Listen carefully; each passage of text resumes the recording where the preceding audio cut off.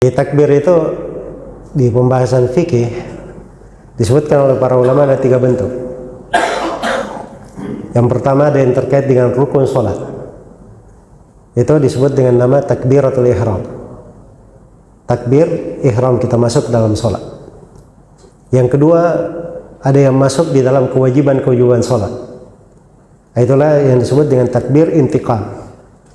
Dari berdiri kita ruku, dari ruku kita i'tidal, dari i'tidal kita sujud dan seterusnya. Itu perpindahan-perpindahan takbirnya itu disebut takbir apa? Intiqal. Dan itu masuk dalam kewajiban sholat. Baik.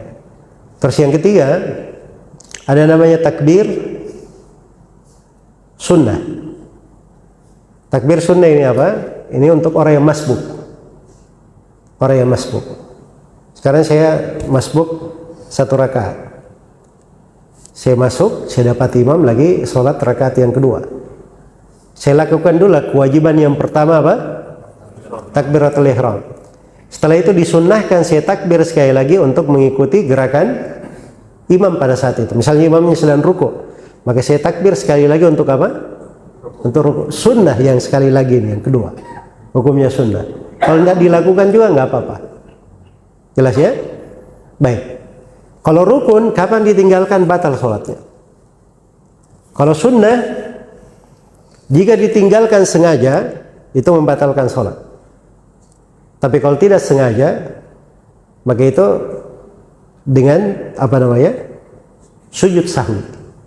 Dengan sujud sahwi. Itu hukum yang pertama dulu, yang harus dipahami. Sekarang yang kedua tentang takbir. Imam ini kadang masya Allah ya berijtihad.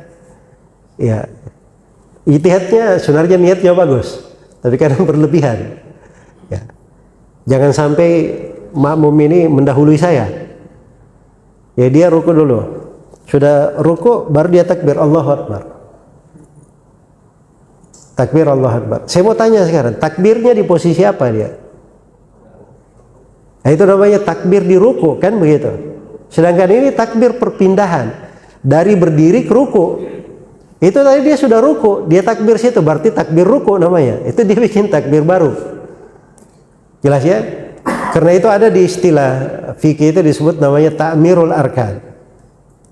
Ya seorang itu ketika dia berpindah dari gerakan ke gerakan lain, nah, di situ dia makmurkan dengan membaca takbir itu.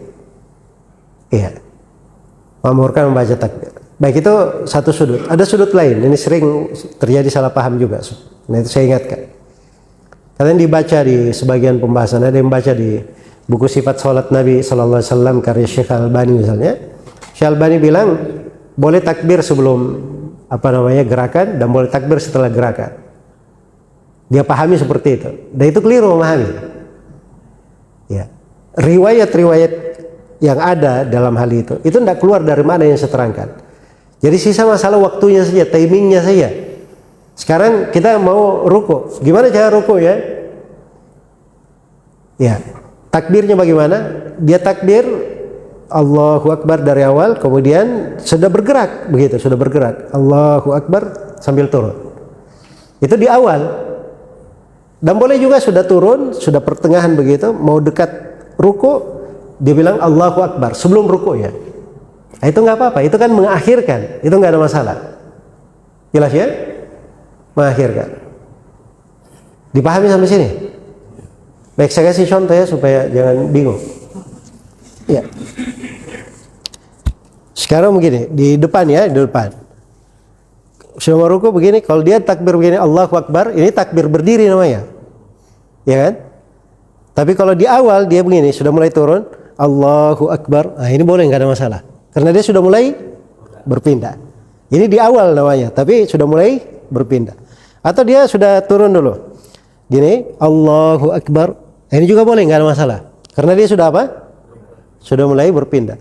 Tapi kalau dia sudah turun begini, sudah ruku posisi lengkap, Allahu Akbar. Ini takbir apa namanya? Takbir ruku. Itu nggak benar. Jelas ya? Baik. Jadi itu mungkin sudut yang saya bisa terangkan ya dari pertanyaan Bapak. Ya wallahu ta'ala.